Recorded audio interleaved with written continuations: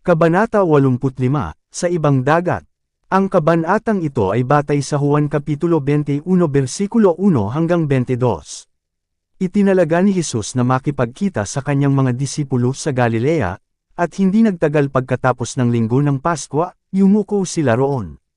Ang kanilang pagliban sa Jerusalem sa panahon ng kapistahan ay maaaring ipakahulugan bilang di pagkagusto at maling pananampalataya, sa makatuwid sila ay nanatili hanggang sa pagtatapos nito.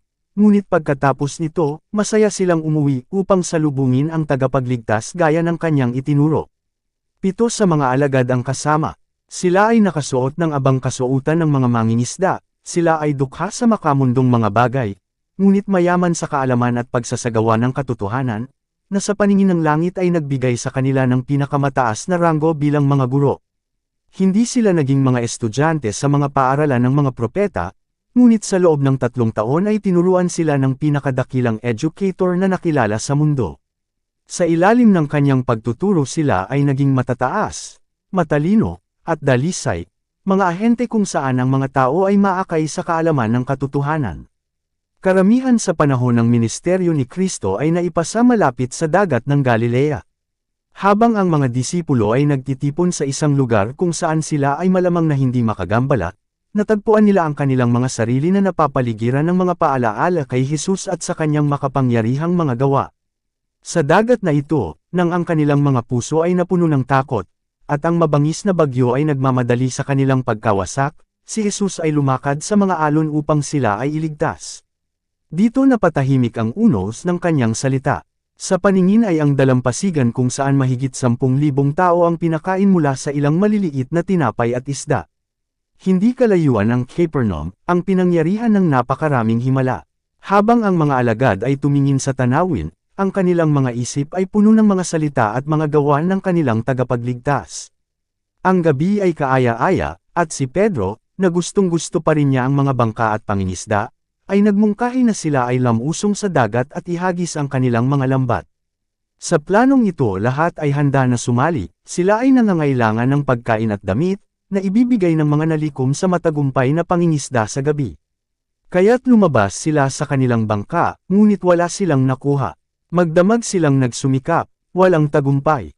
Sa pagod na mga oras ay pinag-usapan nila ang kanilang pagkawala ng Panginoon, at naalala ang mga magagandang pangyayari na kanilang nasaksihan sa kanyang ministeryo sa tabi ng dagat. Sila ay nagtanong tungkol sa kanilang sariling kinabukasan, at nalungkot sa inaasam-asam sa harap nila. Habang ang isang nag-iisang tagamasid sa pampang ay sinundan sila ng kanyang mata, habang siya mismo ay hindi nakikita.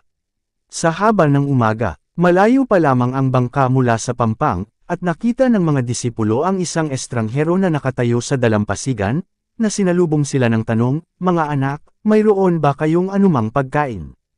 Nang sumagot sila, "Hindi," sinabi niya sa kanila, "Ihulog ninyo ang lambat sa kanang bahagi ng daong, at makakasumpong kayo." Kaya't sila'y naghagis, at ngayon ay hindi nila ito nakuha dahil sa dami ng isda. Nakilala ni Juan ang estranghero, at sinabi kay Pedro, "Ito ang Panginoon." Tuwang-tuwa si Pedro anupat sa kanyang pananabik ay tumalon siya sa tubig at hindi nagtagal ay nakatayo sa tabi ng kanyang Panginoon. Dumating ang ibang mga alagad sa kanilang bangka, na hinihila ang lambat na may mga isda. Pagdating nila sa lupa, nakita nila roon ang apoy ng uling, at isda na nakapatong doon, at tinapay. Sila ay labis na namangha upang magtanong kung saan nanggaling ang apoy at ang pagkain. Sinabi sa kanila ni Jesus, "Magdala kayo ng isda na inyong nahuli." Ngayon, sinugod ni Pedro ang lambat, na kanyang ibinagsak, at tinulungan ang kanyang mga kapatid na hilahin ito sa pampang. Pagkatapos ng gawain, at ang paghahanda ay ginawa, inutusan ni Jesus ang mga alagad na pumunta at kumain. Pinagputol-putol niya ang pagkain, at pinaghati-hati sa kanila, at nakilala at kinilala ng lahat ng 7. Ang himala ng pagpapakain sa 5,000 sa gilid ng bundok ay nadala na ngayon sa kanilang isipan, ngunit isang mahiwagang sindik ang sama sa kanila, at sa katahimikan ay tinitigan nila ang muling nabuhay na tagapagligtas. Malinaw nilang naalala ang tanawin sa tabi ng dagat nang utusan sila ni Jesus na sumunod sa kanya. Naalala nila kung paano, sa kanyang utos, sila ay naglunsad sa kalaliman, at ibinaba ang kanilang lambat, at ang mga huli ay naging napakarami upang mapuno ang lambat, hanggang sa pagkabasag. Pagkatapos ay tinawag sila ni Jesus na iwanan ang kanilang mga bangkang pangisda, at ipinangako na gagawin silang mangingisda ng mga tao. Ito ay upang dalhin ang tagpong ito sa kanilang mga isipan, at upang palalimin ang impresyon nito, na muli niyang ginawa ang himala. Ang kanyang pagkilos ay isang pagpapanibago ng utos sa mga alagad. Ipinakita nito sa kanila na ang pagkamatay ng kanilang guro ay hindi nakabawas sa kanilang obligasyon na gawin ang gawaing iniatas niya sa kanila. Bagamat sila ay pagkakaita ng kanyang personal na pagsasama, at ng tulong sa kanilang dating trabaho, ang muling nabuhay na tagapagligtas ay magkakaroon pa rin ng pangangalaga sa kanila. Habang ginagawa nila ang kanyang gawain, ibibigay niya ang kanilang mga pangangailangan. At may layunin si Jesus sa pag-uutos sa kanila na ihagis ang kanilang lambat sa kanang bahagi ng barko. Sa gilid na iyon siya ay nakatayo sa pampang. Iyon ang panig ng pananampalataya. Kung sila'y gumawa na may kaugnayan sa kanya, ang kanyang banal na kapangyarihan na kasama ng kanilang pagsisikap ng tao, hindi sila mabibigo sa tagumpay. Isa pang aral na kailangang ibigay ni Kristo, lalo na tungkol kay Pedro. Ang pagtanggi ni Pedro sa kanyang Panginoon ay naging kaiyahiyang kaibahan sa kanyang dating mga propesyon ng katapatan. Nilapastangan niya si Kristo, at nagkaroon ng kawalan ng tiwala sa kanyang mga kapatid. Inakala nila na hindi siya papayagang kunin ang dati niyang posisyon sa kanila, at siya mismo ay nadama na nawala na ang kanyang tiwala. Bago tawagin upang muling gawin ang kanyang gawaing apostoliko, kailangan niyang magbigay ng katibayan sa kanilang lahat sa harap ng kanyang pagsisisi. Kung wala ito, ang kanyang kasalanan, bagamat pinagsisihan, ay maaaring sumire sa kanyang impluensya bilang isang ministro ni Kristo. Binigyan siya ng tagapagligtas ng pagkakataon na mabawi ang tiwala ng kanyang mga kapatid, at, hanggat maaari, alisin ang kadastaan na dinala niya sa Ebanghelyo. Dito ay binibigyan ng aral para sa lahat ng mga tagasunod ni Kristo. Ang Ebanghelyo ay hindi nakikipagkompromiso sa kasamaan. Hindi nito kayang idailan ang kasalanan. Ang mga lihim na kasalanan ay dapat ipagtapat ng lihim sa Diyos, ngunit, para sa bukas na kasalanan, ang bukas na pagtatapat ay kinakailangan. Ang kadastaan sa kasalanan ng alagad ay itinapon kay Kristo. Ito ay nagiging sanhi ng pagtatagumpay ni Satanas, at ang mga kaluluwang nag-aalinlangan ay natitised. Sa pamamagitan ng pagbibigay ng katibayan ng pagsisisi, ang alagad, hanggang sa nasa kanyang kapangyarihan, ay dapat alisin ang kadusang ito. Habang si Kristo at ang mga disipulo ay sama-samang kumakain sa tabi ng dagat, sinabi ng tagapagligtas kay Pedro, "Simon, anak ni Jonas, iniibig mo ba ako ng higit kaysa sa mga ito?" Tinutukoy ang kanyang mga kapatid. Minsan ay ipinahayag ni Pedro, "Bagaman ang lahat ng tao ay masaktan dahil sa iyo, gayon may hindi ako masasaktan kailanman." Mateo 26:33. Ngunit ngayon ay naglagay siya ng mas totoong pagtatansya sa kanyang sarili. "Oo, Panginoon," sabi niya, "alam mo na mahal kita." Walang matibay na katiyakan na ang kanyang pag-ibig ay higit pa kaysa sa kanyang mga kapatid. Hindi niya ipinapahayag ang kanyang sariling opinyon sa kanyang debosyon. Sa kanya na nakakabasa ng lahat ng motibo ng puso ay hinihiling niyang hatulan ang tungkol sa kanyang katapatan, "Nalalaman mo na mahal kita." At sinabi sa kanya ni Jesus, "Pakanin mo ang aking mga tupa." Muling inilapat ni Jesus ang pagsubok kay Pedro, inulit ang kanyang dating mga salita, "Simon, anak ni Jonas, mahal mo ba ako?" Sa pagkakataong ito ay hindi niya tinanong si Pedro kung mas mahal niya siya kaysa sa kanyang mga kapatid. Ang pangalawang tugon ay tulad ng una, na walang labis na katiyakan, "Oo, Panginoon, alam mong mahal kita."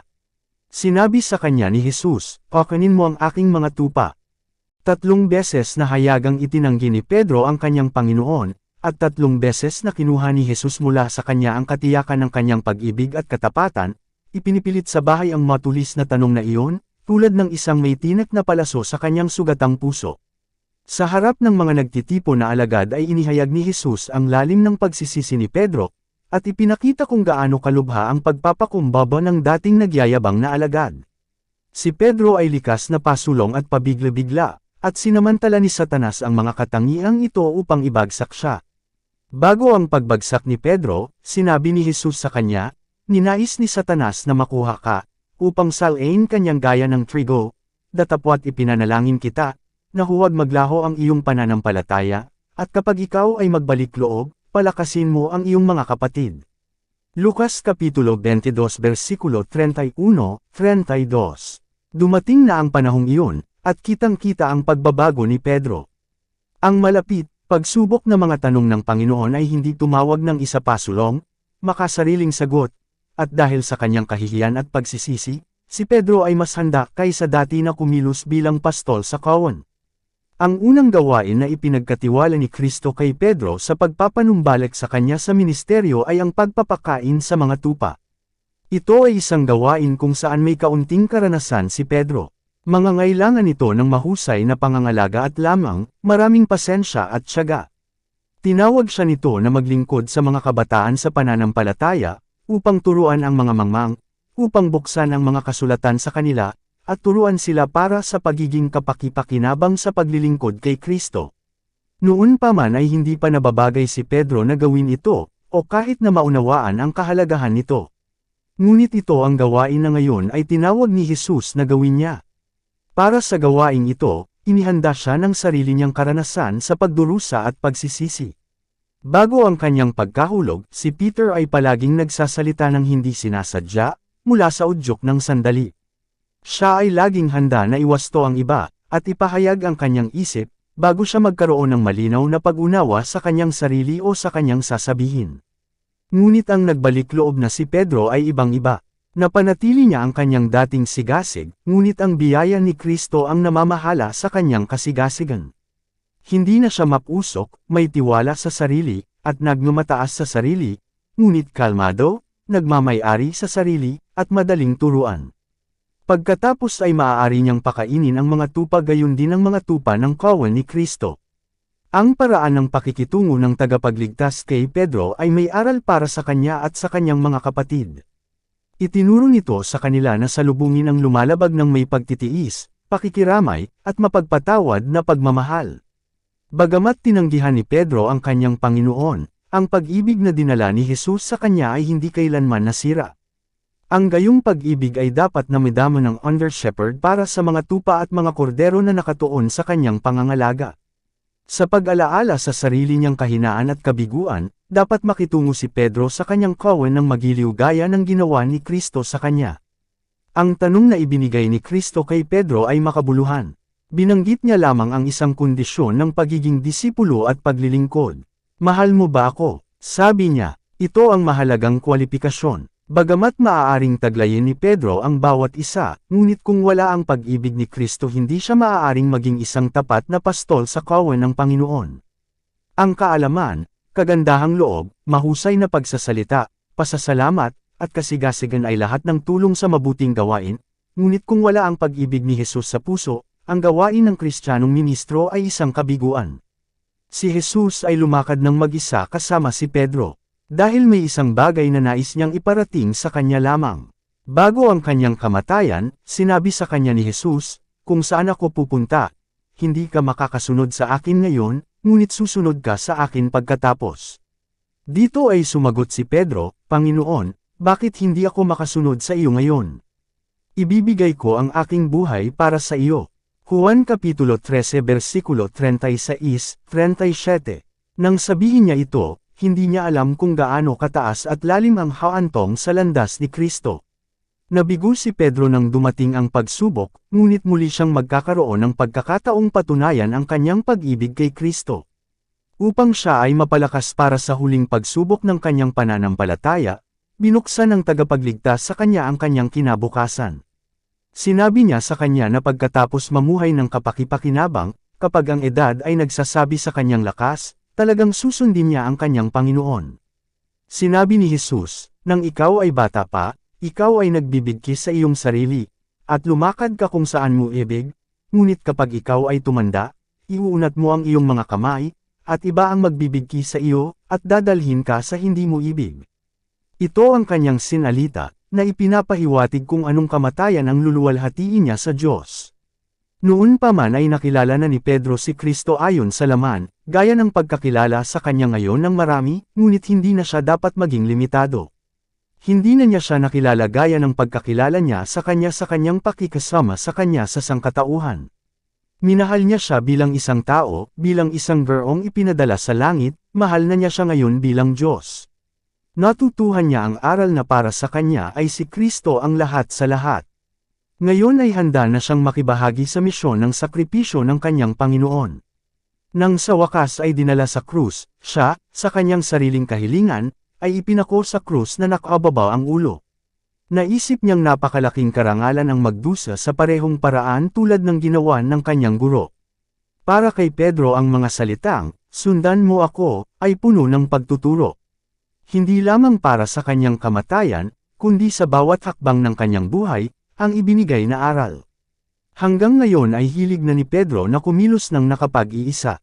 Sinubukan niyang magplano para sa gawain ng Diyos, sa halip na maghintay na sundin ang plano ng Diyos.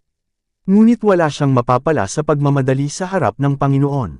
Sinabihan siya ni Jesus, "Sumunod ka sa akin. Huwag kang mauna sa akin. Kung magkagayon ay hindi mo makikita ang mga hukbo ni Satanas na mag-isa. Hayaan mo akong mauna sa iyo, at hindi ka madadaig ng kaaway." Habang naglalakad si Pedro sa tabi ni Jesus, nakita niyang sumusunod si Juan. Dumating sa kanya ang pagnanais na malaman ang kanyang hinaharap, at sinabi niya kay Jesus, "Panginoon, at ano ang gagawin ng taong ito?" Sinabi sa kanya ni Jesus, "Kung ibig kong manatili siya hanggang sa ako'y pumarito, ano ang sa iyo? Sumunod ka sa akin." Dapat isipin ni Pedro na ihahayag sa kanya ng kanyang Panginoon ang lahat ng pinakamabuting malaman niya. Tungkulin ng bawat isa na sundin si Kristo, nang walang labis na pagkabalisa tungkol sa gawaing itinalaga sa iba. Sa pagsasabi tungkol kay Juan, "Kung ibig kong manatili siya hanggang sa ako ay pumarito," hindi nagbigay ng katiyakan si Jesus na ang disipulong ito ay mabubuhay hanggang sa ikalawang pagparito ng Panginoon. Iginiit lamang niya ang kanyang sariling kataas-taasang kapangyarihan, at na kahit na gusto niya na mangyari ito, hindi ito makakaapekto sa gawain ni Pedro. Ang kinabukasan nina Juan at Pedro ay nasa mga kamay ng kanilang Panginoon. Ang pagsunod sa kanya ang tungkuling hinihiling ng bawat isa. Ilan ngayon ang katulad ni Pedro? Interesado sila sa mga gawain ng iba, at sabik na malaman ang kanilang tungkulin, habang sila ay nasa panganib na mapabayaan ang kanilang sarili. Gawain natin ang tumingin kay Kristo at sumunod sa Kanya. Makakakita tayo ng mga pagkakamali sa buhay ng iba, at mga depekto sa kanilang pagkatao. Ang sangkatauhan ay napapalibutan ng kahinaan. Ngunit kay Kristo makakatagpo tayo ng kasakdalan. Pagmasdan siya, tayo ay magbabago. Nabuhay si John sa sobrang edad. Nasaksihan niya ang pagkawasak ng Jerusalem, at ang pagkasira ng marangal na templo, isang simbolo ng huling pagkawasak ng mundo. Sa kanyang mga huling araw ay mahigpit na sinundan ni Juan ang kanyang Panginoon. Ang pasanin ng kanyang patuto sa mga simbahan ay, "Mga minamahal, ibigin natin ang isa't isa. Ang nananahan sa pag-ibig, ay nananahan sa Diyos, at ang Diyos sa Kanya." Unang Juan Kapitulo 4 versikulo 7-16. Si Pedro ay naibalik sa kanyang pagka-apostol, ngunit ang karangalan at awtoridad na kanyang natanggap mula kay Kristo ay hindi nagbigay sa kanya ng pinakamataas na kapangyarihan sa kanyang mga kapatid. Nilinaw nitong si Kristo noong sumagot sa tanong ni Pedro, "Ano ang gagawin ng taong ito?" Sinabi niya, "Ano yun sa iyo? Sumunod ka sa akin." Si Pedro ay hindi pinarangalan bilang pinuno ng simbahan. Ang linggap na ipinakita sa kanya ni Kristo sa pagpapatawad sa kanyang pagtalikod, at pagkakatiwala sa kanya ng pagpapakain sa kawan, at ng sariling katapatan ni Pedro sa pagsunod kay Kristo, ay nanalo para sa kanya ng pagtitiwala ng kanyang mga kapatid. Malaki ang impluwensya niya sa simbahan. Ngunit ang aral na itinuro sa kanya ni Kristo sa dagat ng Galilea ay dinala ni Pedro sa buong buhay niya. Sa pagsulat ng banal na espiritu sa mga simbahan, sinabi niya, "Ang mga elder na nasa inyo ay hinihimok ko, na isa ring elder, at saksi ng mga pagdurusa ni Kristo, at kabahagi rin ng kaluwalhe siyang ihahayag, kakanin ninyo ang kawan ng Diyos na nasa gitna ninyo, na nangangasiwa sa inyo, nito, hindi sa pamamagitan ng pagpilit, ngunit kusang loob, hindi para sa maruming kita, ngunit may handa na pag-iisip, ni bilang mga Panginoon sa pamana ng Diyos, kundi mga halimbawa sa kawan. At kapag ang punong pastol ay nagpakita, kayo ay tatanggap ng isang korona ng kaluwalhatian na hindi kumukupas." Unang Pedro Kapitulo 5 versikulo 1-4. Dito nagtatapos ang Kabanata 85. Para updated ka sa susunod na kabanata, ay huwag kalimutang mag-subscribe, mag-follow at mag-share sa ating channel Renilab TV. Maraming salamat po.